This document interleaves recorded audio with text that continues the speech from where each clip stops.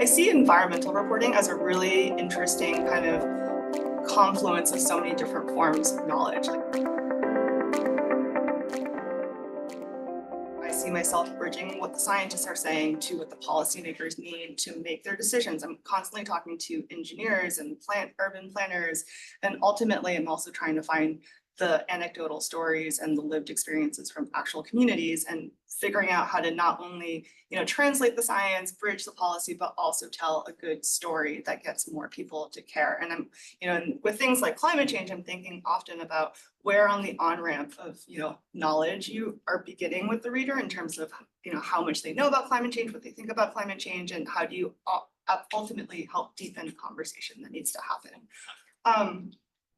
The LA Times is a really cool kind of breakdown of their environmental coverage. So we don't do it by issues or topics, we do it by landscapes. So I am in charge of coastal and ocean issues. I'm in charge of the entire coastline from the Oregon border all the way to Mexico, plus all many hundred more miles of coastline along the inner San Francisco Bay shoreline.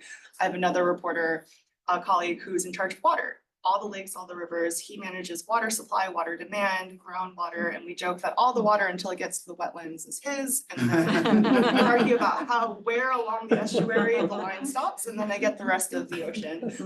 We have a reporter who covers wildfires. We have a reporter who covers the high desert, public lands, and we also have policy-based reporters, one based in DC, one based in Sacramento, to cover state and federal policy and what's happening with the EPA. We have an air quality reporter, which is very LA, but I think it started as the smog reporter. But I think what's interesting about the way we cover the environment is that there's no climate change reporter. A lot of smaller newsrooms have one environment reporter or one climate change reporter. And I think that climate change touches everything.